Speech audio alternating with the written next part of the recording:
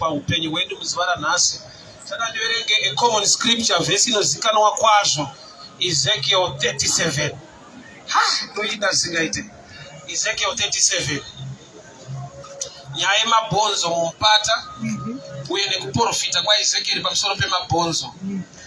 Ndofunga vazhinji vedu tinofanira kuprofitwa naye. Prophecy igift iri muoffice yekunamata Mwari, hatiirambe, but kazhinji hakuna chinobohwa chekuti after prophecy there is no manifestation. Potaurwa kunzi pari kuitika zvakati, Mwari unoita zvakati, but hapana chiri kuitika. One thing I've discovered, no matter munhu ari sharp pakuprofita zvakadii, kana chechi kanzi mutungamirwa naprofeti, profeti vasati vaprofita vanovhura bhaibheri, vanenge vachirivhurire ivo vachiona kuda kuti yandiri kuona haidarika ndida kuti unzwe. Ndozvavanenge vachingotaura, kungoti haugone kubata fast. Because kana achiona kuprofita kuchingogadzisa nyaya dzese, kunofanira kuti akapinda muchechi otumira apa zvakati enda kumba. Vachinoita kuti profeti vambotora bhaibheri voverenga, inyaya yekuti information iyoyo ndoyo unofanira kunyanyobata inokonzera manifestation yeinformation yauchapiwa. Kureva kuti ukasaziva zvekuita paprofesi ndiwo unotadzisa profesi kuti imanifest. Mukadzi ari kutaurwa naye naangel Gabriel anonzi Maria, ari kunzi usina kuziva murume uchava nemwana. Statement iyo iri kuudzwa munhu ane munhu waanodana naye. Kureva kuti iri kutomuudza kuti ukaziva murume wadhinaya chaMwari, nokuti chaMwari chida kuberekwa pauri even usina kuziva murume, asi Mweya Mutsvene achava pamusoro pako. Kureva kuti yaitova instruction yekuti tinoziva kuti she was already in love with Joseph, vatori engaged. Message payakauya, saka papiwa message yemunhu kuti anofanirwa kubereka naMweya but ari relationship nemunhu. So chaanofanirwa kuita chi? Joseph anoda kubata Mary anoudza kuti anombomira yahomo program. Kureva kuti pari kudiwa discipline yekugona kumira zvinofanirwa kumirwa panapa kuti zvoda kuitwa naMwari zviitike. Zvoda kuti munhu wese ane role to play inokonzera manifestation yekutaura kwaMwari. Kureva kuti ukasaziva zvekuita zvawakaudzwa kuti zvichaita hazviite, kwete nokuti muprofita areva nhema, but nekuda kwokuti wafamba masteps ari kuresista manifestation. Ezekiel 37. Chaverenga profita Ezekiel chapter 37 kubva pavhesi 1. Ruoko rwaJehovha rwakanga rwuri pamusoro pangu, akandibudisa nomweya waJehovha, akandondiisa pakati pomupata iwo wakanga kuzere namapfupa, akandipfuudza napakati pawo kumativi ose. Tarirai, aivapo akawanda kwazvo pakachena pamupata, uye tarirai akanga akaoma kwazvo. Akati kwandiri, mwanakomana womunhu, mapfupa awa angararama here? Ndikapindura ndikati, imi Ishe Jehovha munozviziva.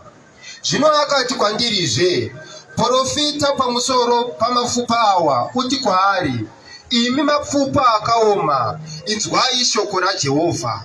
Zvanzi naShe Jehovha kumapfupa awa, tarirai, ndichapinza mweya mukati menyu, muchararamazve. Ndichaisa marunda pamusoro penyu, nokuisa nyama pamusoro penyu, nokukufukidzai neganda, nokuisa mweya mukati menyu, murarame. Zvino muchaziva kuti ndini Jehovha. Ipapo ndakaprofita sezvandakarayirwa. Zvino ndakati ndichiprofita, mubvumo ukavapo, uye tarirai kudengendeka kwenyika kukavapowo. Mapfupa akaswederana, pfupa rimwe nerimwe kune rimwe pfupa raro. God bless you. Father, we thank you for your word. Speak to us, instruct us, correct us, and empower us for the glory of your name. In Jesus' mighty name I pray. Amen. Mazwape sinakuverengwa ndo andidena kuti diminister scripture. Zvanzi ndakaprofita, ndapedza kuprofita zvataurwa naMwari pamusoro pemabhonzo kuti muchava nenyama, mweya waMwari uchauya, muchava nemarunda, muchava neskin. Ndokubva zvanzi ndakaona kuti mumupata makaita an earthquake, shaking. Mukusheka imomo bhonzo rimwe nerimwe rikaenda pane rimwe raro. Chiprofita ndechekuti Mwari vari kuda kuita zvinhu kuti mabhonzo vave vanhu ave nenyama. Chakatanga kuitika hakusi kuuya kwenyama kana kweskin kana kwemarunda. Chakatanga kuonekwa na Ezekiel action yebhonzo raprofitwa kwete manifestation zvaprofitwa zvichaitika. I'll repeat again. Chakaprofitwa mabhonzo ari mumupata. I love example. Tipaonga mukachikupa. Aya mabhonzo, there were many and they were scattered. Yes. Aprofitwa mabhonzo yakandaipa. Mabhonzo ari mumupata ari scattered. Muprofita mchana nenyama, mchana nemarunda, Mwari uchaunza mweya muchararama. Yes. Hapana kuuya zvataurwa kuti Mwari ada kuunza. Zvakazouya. Chakatanga kuonekwa ndoshanda kuti paridzi pana. Bhonzo raprofitwa rimwe nerimwe pakava neshaking. Yeah. Pakava neform of an earthquake. Bhonzo rimwe nerimwe rikaenda pane rimwe raro, which means kana iri riri connected neriri zvineka black dash rakauya apa rikajamba apa. Yes. Iri riri connected neiri rikaenda apa. Iri rikatsvagawo rimwe racho. That's right, all right. Iri ndokubva raenda pane rimwe racho. Chatanga kuitika haisi manifestation of prophecy. Yeah. Order, system inodena manifestation. Kureva kuti pakatanga pafomeka a skeleton. Mabhonzo akajoinana kuti pave nemunhu anofoma yatinoti a skeleton. Yes. Which means chaprofitwa chichaitika hachiitike if bones nyangwe paprofitwa akaita remain scattered. Yes. Which means manifestation haina kuuya nokuti mabhonzo ari dry. Manifestation haina kuuya kumabhonzo nokuti Ezekiel is a true man of God.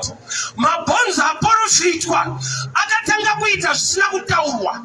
Amen. Andambonzwa Ezekiel achiti mungafamba makati Mwari papa zvinofamba sei. Batanayo. Yes. Mabhonzo ari kuita zvisina kutaurwa. Hama dzangu pane level yekukura yekuti nyangwe pataurwa zvinhu unonzwa zvasara zvinodena zvichaitika. Yes. Yes. Wafungidzwa handina kumbonzwa Ezekiel achiudza mabhonzo kuti mukaswera muri kwamuri hazviitike. Akaprofita zvoda kuitwa naMwari. Haana kuudza mabhonzo zvekuita, asi mabhonzo akaziva zvekuita izvo zvisina kutaurwa. Yeah. Mabhonzo akaziva kuti as long tiri scattered, nyasha idzodzo dzaprofitwa hadzimanifeste nekuda kwekuti Mwari havasida kugadzira chinhu, vada kugadzira vanhu. Saka mabhonzo ari scattered kana akapiwa flesh hapabude munhu panobuda zvinhu. So akaziva kuti chinonzi munhu chinofanirwa kutanga chiri a skeleton system yemabhonzo akabatana, so that nyama paichauya haisi kuuya pabhonzo rine need, nyangwe rine need riri muorder. Which means order ndo yakava language yekutanga in the valley. Yes. Bhonzo rikatsvaka rimwe raro. Pamwe pacho vanhu vari vachiti Satani ari kundiataka inyaya yekuti hausi kuunderstanda zvaunofanirwa kuita. That's why zvinofanirwa kuitika hazviitiki. Nyangwe zvikaprofitwa. Abraham was a friend of God. Yeah. Mwari vachida kuenda kuti unoparadza Sodom neGomora, vakaenda nekumba kwaAbraham. Shamwari kunoudza kuti panyika todaita something. Mwari havangoita chinhu vasina kufura nekumba kwemuprofita wavo. Ndokubva vamuudza kuti anonaisa moto. Yes. Abraham as a friend ndokubva intercede on behalf of Sodom neGomora. Yes. But nhamba yakataurwa naAbraham akatangira kuma50, 40, 30, 20 ndokubva asvika pa10. Achinegotiate ari intercessor kuti ko Mwari mukawana 10. But pakazopinda vatumwa pakabuda vanhu vangani, Abraham agumira pa10. Yes. Sei Mwari vasina kuita honor the figure yaprophet. Uchaona kuti vanhu vabude nekuda kwokuti Abraham angoti 10. Panobuda vanhu vari kuita zvinodiwa netype yapinda imomo. Yeah. Kureva kuti paakasvikira kumba paLot akabatwa zvakanaka pamba paLot, that was the only family despite the figure yekuti 10. Zvoreva kuti nyangwe muprofita akaintercede on you. Saka papa wako is a man of God and anotokunamatira and Mwari vanotomunzwa but hazviti. All right. Example ndeAbraham, a friend of God. Ati Mwari ko mukawana 10. But vatumwa pavakapinda havana kuti kana taakubuda nefamily yaLot, adzimai vacho nevana 2 vanofoka pashota 6. Because munhu waMwari anamata achiti 10. Saka taakungodawo 4 timu 6 inokwana pa4 apa kuti nhamba ikwane. Hapana kutsvagwa kuzadzikisa nhamba. Vatumwa vakashanda nevanhu vavabata zvakanaka. Yes. Kureva kuti zvavakaitira vatumwa ndo zvakava answer mulife yavo kudarika zvanamatirwa naAbraham. Yes. Namo yedu kazhinji ndeyekuti chiprofita chiripo, shoko rinotoparidzwa, but the right move haipo. Glory. Sei zvanzi ndakanzwa noise, kurati pese panoda kuitwa chinhu chakanaka hapashaike noise. Noise is a picture zvinhu zviri negative against your prophecy. Yes. Mumupata umakava nerusha, pese paunoita chine destiny yako, usatarisira vanhu kungokuomberera maoko. Yeah. Haisi nature yevanhu iyona. Vanhu vanoda munhu abudirira kwete ari kuronga kubudirira. Ukapenda kusembo, ukapfeka musikana, ukamuudza kuti handina chandinacho but ndine vision yekuzoita marori nemakombi. Anokuudza toda kana maita makombi muzouya. Yes. Yes. Hakuna munhu anonyengwa nevision. Amen, amen, amen. Imagine hanzvadzi yako yatoya patenu tsano yenyu havada kuzoita marori. Chisita mushe. Hallelujah. Nature yevanhu vanoda munhu anazvo kwete achazozviita. Process haumbirirwe maoko haidiwe. Mabhonzo ndakaaprofita. So tsitsi dzaMwari dziripo kuti mabhonzo ave nenyama, but tsitsi hadzigoni kujambira order yebhonzo. Yes. Inenge wrestling. Kana muchirwa wrestling muri madoubles, nyange ukarohwa sei kana ukarwadziwa zvekuti mumwe wako anenge ane shungu dzekupinda, akangoda kupinda anonzi referee usapinde. Haatenderwe kupinda nekuda kwetsitsi. Nyange aine tsitsi, nyange ari partner yako, there is order yakaiswa yekuti nyange warohwa unoswedera kune mumwe wako. Kurati pakurohwa kwese ziva chinhu wani kuti mumwe wangu akamira kona ipi. Ndiri kurohwa, mumwe wangu ane shungu dzekupinda, but ndine role to play, ndofanira kusebera kwa asebere kwauri. Iwe uri kurohwa unongorohwa uchienda side break. Satinoti vanogona kurohwa manje ari kurova rohwa kusvika padhuze kudhonza futi. Unofanira kurohwa. Yeah. Why? Because ndiri kukunyima opportunity yakuti ubatsirike. Yes. Yes. Kana kuti akakurova zvakanaka aida kukurwadzisa anouya padhuze newe panapa. Okurova akakubata maoko unoroverwa mudhuze. Saka uchiona muchechi uri mudhuze naMwari nyasha unodzidzwa so. But Satani akakubata gift yacho unorova uri padhuze. Tsitsi dzaMwari dzakavigwa mushoko rake. Mwari anokuda indani tsitsi ndangodzwa munhu Mwari anotida zvakafanana. Zvazvo kunyepa seupenyu hwakasiyana. Mwari anotida zvakafanana seupenyu hwakasiyana. Atimude zvakafanana. Yeah. Saka kuti munhu kumira kwaita panapa kuchovha time hauna serious nazvo. Atimbomuda zvakafanana. Asi anotida zvakafanana. There was order yaifanirwa kumanifesta in the valley before manifestation of God's prophecy. Yes. Yes. Zvese zvakanaka zvaunoti Mwari achakuitira anoita ichokwadi. But pamwe pacho anomiswa kwete nemweya china newe nokuti hausi kuziva zvaunofanirwa kuita. Genesis 2 verse 5. The first famine or the first drought in the Bible was not caused by the devil. Genesis 2 verse 5 inoti nokuti Mwari haana kutendera mvura kunaya panyika, saka hakuna chakamera mumunda nekuti kwanga kusina munhu unorima ivhu. Yet man was created already. Genesis 1:26-27. As Genesis 2 verse 5 inoti kwanga kusina munhu kwete munhu chete anorima. Kurati the man was firstly created spiritually but not yet formed physically.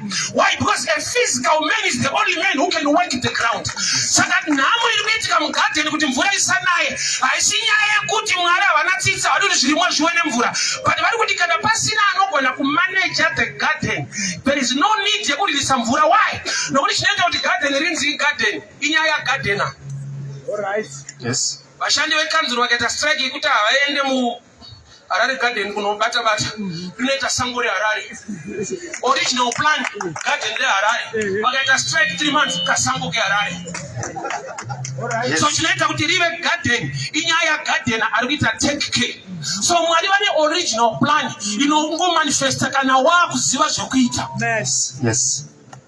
Gogo Mwari vakuitire zvakanaka. Mwari vakuwanire nyasha. People of God, hear me very well. Principle yeshoko raMwari zvinotaura Mwari ndezvechokwadi. Canaan promised land. Haisi promised fruit. Yes. Without you can even die of hunger uri mupromised land. Because kuti benefit the promise of the land, you must till the land and plant a seed. Yes. Yes. Kuti ugone kubenefita the promise iri paland ndokunge wagona kurima wodyara mbeu.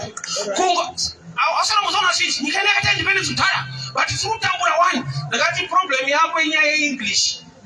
Yes. Kuti independence azvireve prosperity, zvinoreva kusununguka. Yes. Kwete kugarika. English yakakuvhiringa, hapana chimwe chakakuvhiringa. Tata independence, parenyeka choita zvakangooma. Independence azvireve rugare. English anotora high revelation English. Yes. Zvinoreva to be independent. But wava independent, ukasaziva zvokuita, you can die of hunger uri independent. Yeah. All right. Independence zvinoreva kusununguka. Sei kune majeri.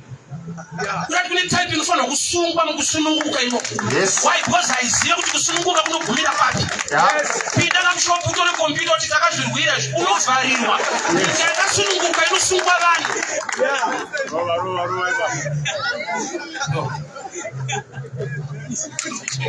Yes. Yes. Muprofita ani mweya waMwari, the spirit of the Lord is upon him.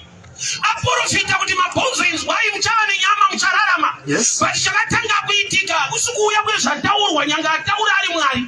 Chakatanga kuitika iorder, bhonzo harina kubvira raudzwa izvozvo. Yeah.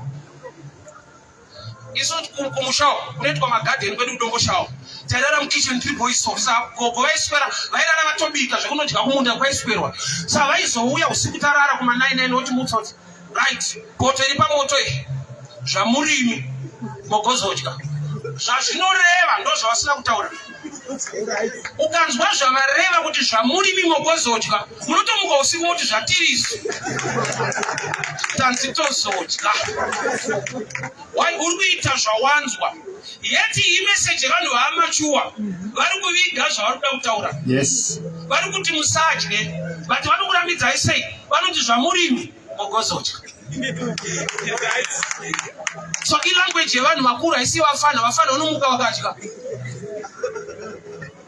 Kurati zvavasina kutaura ndo zvavari kutaura. So Ezekiel haana kubvira azvitaura kuti ndaprofita chaakudiwa manjakomana kurongeka. Bhonzo rimwe nerimwe ngarichage rimwe racho kuti nyama yacho izouya. Mabhonzo paakatanga kuda kutsvakana, there was noise. Alright, mabhonzo haasi kune remakumbo, kune maoko, kune dehenya remusoro. Kana zvinzi bone to bone, kurati handizvo zvaifamba chirudzii. Kana riri dehenya raingokunguruka richitsvaga rimwe racho. Kana uri mupimbiri pamwe waingoshetuka. Kurati shoko raMwari rinofanira kukupa energy, rinofanira kukupa assurance yekuti nyangwe pasina iripo, but I begin to take a move. Nyama iripo, but kufamba ndofamba. Mara handina, but Mwari ndomuombera ndikamunamata. Anonamatwa nezvauinazvo kunyangwe nesimba rako. There are times yekuti unongoti God must understand zvina kumira musho. At your level, you must do something. Wakasiyana nedehenya rinogona kutora advantage yokunguruka. Uri mupimbiri, izvozvo zvinoita. Yes. Mwari ane machariots of fire. Tiakangotuma matatya kuEgypt. Kurati anoita zvese zvematatya nengoro dzemoto. Saka pamwe pacho dachira chichetuka so zvinenge zvine Mwari mukati. At your level, that dimension, ita zvinoita kuti zviitike. Yes. Mwari haana kuti nyama ngaichiuya because aiwa mabhonzo aioma for a long time. Nyama ingangoenda pamusoro. Nyama ikangoenda pamusoro pemabhonzo ari scattered, purpose haichareachwa reach. Why? Purpose ndeyekuti pave nevanhu kwete nezvinhu. Yes. So mabhonzo kana dehenya riri musoro uri uko, dehenya uko, chova chati gumbo uko, ruoko uko, nyama yobva iswa ipapo. Apa kune munhu panobuda chinhu. Mwari ada kugadzira army. So chinogona kudhilaya zvinhu mulife mako iorder yekuti unofanirwa kuitei kuti Mwari aite zvaakavimbisa mulife mako. Yes. Maria, uchava nemimba yemweya mutsvene, usina kuziva murume, uchava nemwana. Zviri kuudzwa munhu atori pamurume. She was in love with Joseph. Kureva kuti message yawapiwa yakwauri kuti iite kana kuti irege. Inorega sei? Ukapinda mujira naJoseph wakansela denga. Saka kurati pakudiwa discipline kuti Jose yetodanana, but pane program yedenga iri pano imbomira. A home program. Zvakaudzwa munhu asina murume zvazviri izvi. Kuti uchava nemwana usina kuziva murume anodagara handina. Zvakaudzwa munhu atori in love, which means statement iyo kuti manifested yaidemanda discipline. Yeah. Vazhinji vaunoyemura mulife unotodawo kuva saiwo, but zvavakaita pass through kuti vasvike ipapo Hazvina kiti. Atikati hapana ndaite kuita president pano. Unosimudza gumbo negumbo. Ko hapana sinoenda panyanga. Yeah. But ukada kuzotsanangura kuti uzovawo president, unopikisa aripo, unoti unotikuwadzisa. Yes. Ndozvazviri ufunge. Iwo unonakirwa neuchi padai wembotera nyuchi padzinoenda ukazodzona pamasuweji unofunga katu. Kuti sakaitotorwa something. Nemana kurareta uchayi ndakadzona kutoilet. Ameni dzaitorei padzaitakura something. Sauchona nyango nemumashopu vanonyora kuti staff only.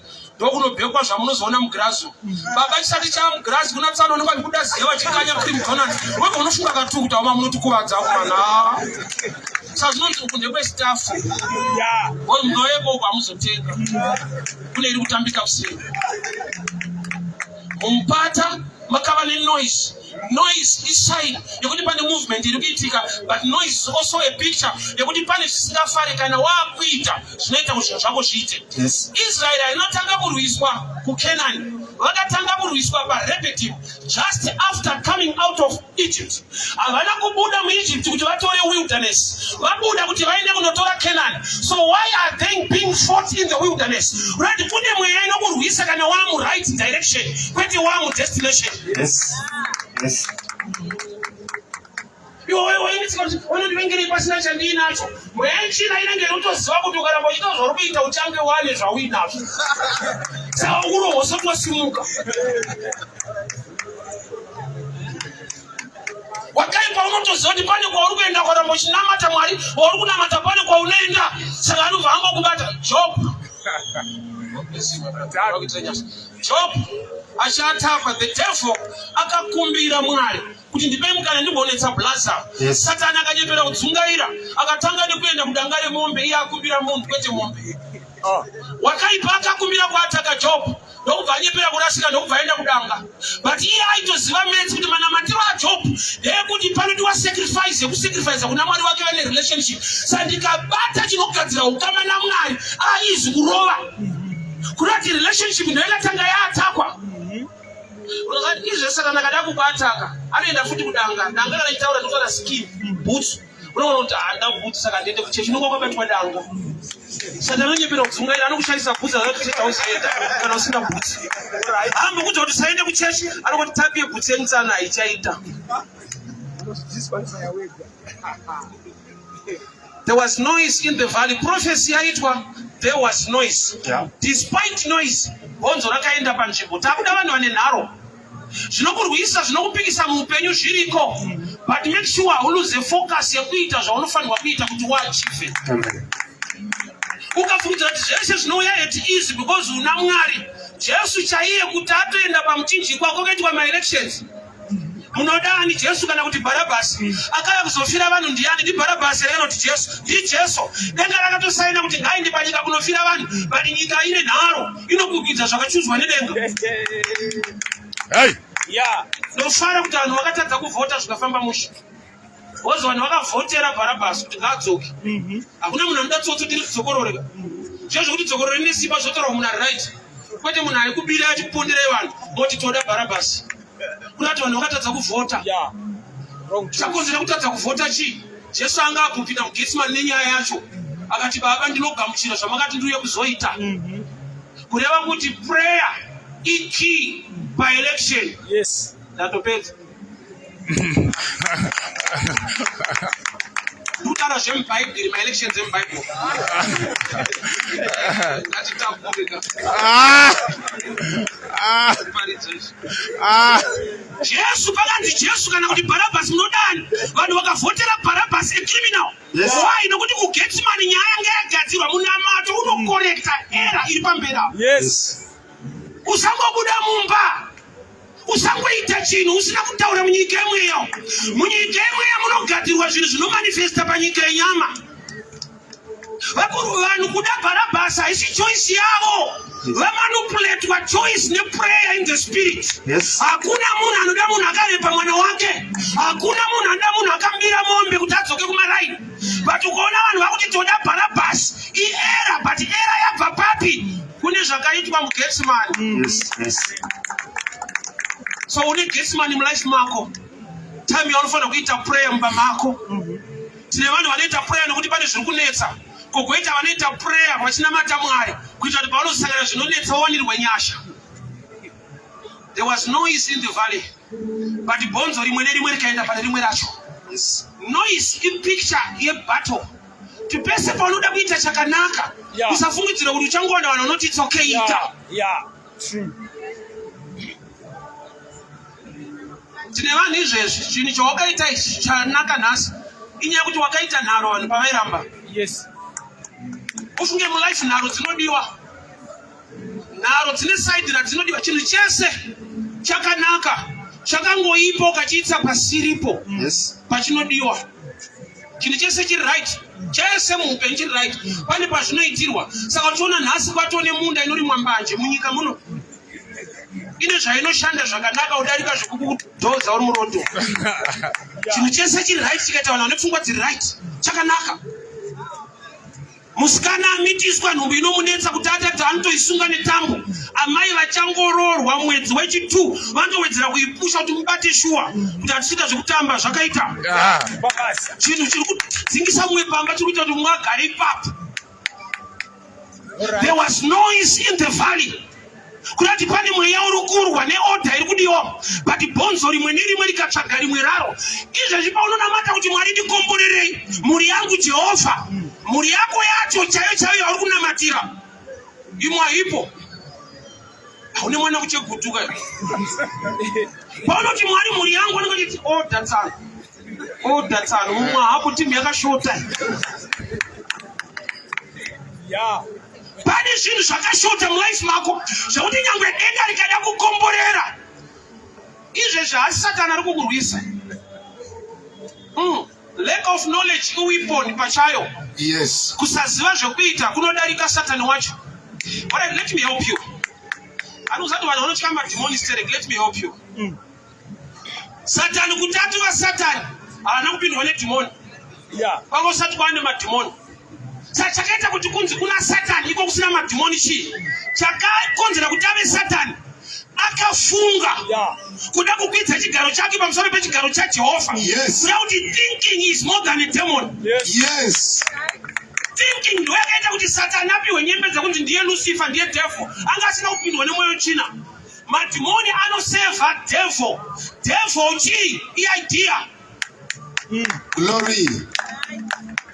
Baba, chinhu chinonzi mind chiri very powerful to an extent yekuti ukasawa Bible rangu rinoti kudii, your mind must be renewed by the word, kwete removed. Mind iri dangerous. Satani battle yaanayo nevanhu mind. I'll give you a picture, a scripture. Adam paakatadzira Mwari, Mwari vakati kwawapenda kuchamera minzwa. Jesu anova the last Adam paakauya, zvanzi vakagadzira korona yeminzwa vakamuisa mumusoro, which means Jesu ari kuita uproot the thorns dzakakonzerwa naFirst Adam. But Jesu haana kubvisa minzwa nemaoko. Minzwa yakatorwa ikagadzirwa heti akaiswa mumusoro. That's the picture yekuti battle yakaitwa naSatani kuve nezvinomurwisa battle of the head of the mind. Yes. Heti yakagadzirwa Jesu achipfekedzwa yainzi a crown of thorns. A crown iyi heti yemadzimambo. Saka Jesu picture yaanayo neminzwa mumusoro zviri kunzi when you have a kingdom thinking you can uproot the mindset of the devil. Amen.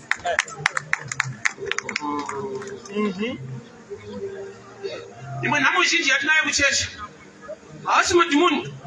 Madhimoni anotora advantage yemunhu asina knowledge. Mwari chinovabata chavanochema nacho vanoti vanhu vangu vaparara kwete nemadhimoni, kwete nemweya china nekushayiwa zivo, which means ignorance is more than a demon. Yes. Chinochemedza denga Mwari chaanoti vanhu vangu vari kuparara haasi madhimoni. Waonoziva kuti madhimoni anototemba the way you think. Yes. Dhimoni reufeva ribvise munhu zipi. Dhimoni reufeva rinoadvertisa kuti tani muri kuruza. Onai munhu. Yes. Samutanga makadzikiswa so. Onai zvokuita mani. Wega wozodzikisa vanhu unotoziva kuti mumwe wedu. Yes. Hakuna mweya china yakavhura munhu zipi. Inototemba kuti uchavhura. Zvokuti ukada kuipfigisa ikakubata uregera kuvhura inenge yakutaura mwana munhu atikuwadza uyu. Saka inga mahara panapa. Pane zvari kuitawo. Mind is very powerful, and I'll give you a picture, the power of the mind. Vanhu vanodzinga mhuka kumunda kumushawo havasweri kumunda mhuka haifunge semunhu inobhitwa pathinking. Vanogadzira escape chimunhu chewaya chakapfeka hovhorosi chine kepi chakamunongedzera mamboshona munda chakadai. Yes. Shiri ikauya inomhara musaidhi memunda yotakomana imbomira ichiudza dzimwe mune munhu arimo. Svika tinoti munhu wacho hachabuda kubva nemunhu amutyike, munhu wacho habude. Zvekuti pakati munhu akangwarisa ane vhangeri rekuda kutorera shiri mari anoti muda here kuti mudye mukati ndipei 20. I command you to stand there. Pindai. Kune imwe deliverance iri kuitwa vanhu vakadeliverwa kudhara vanhu vasingazive. Yes. Yes.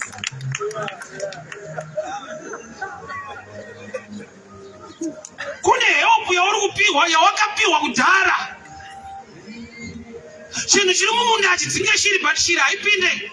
Ibattle yemind shiri haifunge semunhu saka yakadzingwa nechinhu chisingadzinge. Alright. Satani chinhu chaanonyanyotrasta iknowledge. Saka uchiona vazhinji anoti nguva yekupadzakana yapera ndozomhanya paraini ndinamatirwe. Vanhu vanoda kubatwa musoro, havadi kubatwa mukati memusoro. Yes. Mwari anoti vanhu vangu vaparara nekushayiwa zivo. Kureva kuti Bible rinoti you shall know the truth and the truth shall set you free. Imwe level yedeliverance you acquire knowledge on your own. You can deliver yourself. Why? Because truth yakapiwa assignment to deliver people. You shall know the truth and the truth shall set you free. Which means be free. It's another level of deliverance. Highest level, you deliver yourself by acquiring knowledge. Yes. Saka uchiona kuti Satani paakatongorwisa nebhaibheri racho hauna une makore muchechi. Yeah. And une reason iri pachena yokuti handikariverenga so handiyatsorinzwa so saka chinzwa manje. Muranda waKandasi aiverenga bhaibheri achibva kuJerusarema achienda kuEthiopia asingarinzwe. Mwari ndokubva vanzwa kuti haanzwe. Ndokubva vamutumira Philip. Help yakapiwa munhu anoverenga asinganzwe. Iwe manje hauverengi saka help haiuye because ukaverenga wakasanzwa unodenda Mwari kuti akunzwise. Yes. Yes. Aiverenga asinganzwe denga rikaona kuti vanhu havasi kunzwa but vanoita sei? Vanoverenga vanoda kubatsirwa. Pazvinhu zvese zvaungave nazvo muupenyu bhaibheri rinokudhurira, hauna rinonzi rako. Ukatoita bhaibheri kumba kwako nderemhuri Mr. and Mrs. Banda hakuna neta rake. Foni yake zvese zvake Bible ndere family. Why? Satani anoziva kuti paknowledge ndikangokubata kana ukapinda chechi sei Mwari wako akataura kare kuti muchaparara nekushayiwa knowledge. Mwari anoziva kuti Mwari asi anoziva kuti hauzive. Saka akatoisa prophecy yake kuti pachaparara munhu. I'm sure my time is done. Our brothers are ready. People of God, hear me very well. Every prophecy, every assurance yeshoko raMwari inodenwa manifestation neknowledge yemunhu. Jesu ari mwana waMwari akaporesa vanhu but hakuna munhu waakapa credit. Hapana paakazvibhiga kuti wazviona ndakabva kudenga genuine power wapora kare kwete mafake pastor. Jesu aiti akaporesa munhu aipa credit munhu waaporesa kuti kutenda kwako. Yes. Your faith is product of knowledge, because faith comes by hearing and hearing by the word of God, which means you want to go to unzwe shoko la Mwari hauna faith une chivindi. So chinoita pondonamata chivinda isi faith. Faith it comes by hearing the word of God. Faith is a product of knowledge, of information. Saka uchiona hauna faith unongopinda cheche ndo wakashinga. Yes. Bible over that without faith you can't please God. Faith inouya nekunzwa. Kunati faith information inokulead to action. Action yokoza manifestation. Saka iwewe hauna faith wakashinga kuti zvinoita because don't matter, but hauna information. Yes. Unotoona chigaro kuchechi Bible hauna. Alright. Pazvinhu zvese zvaunganzi unazvo Bible hauna. And hauna kana shunguna rende rinokudhurira singaite. Unazati mari yaunoshandisa for WhatsApp mwedzi wese inokwana Bible. Rinotransforma life yako. Hauna. Une nyaya dzauri kutsvaga. Uri kuTikTok.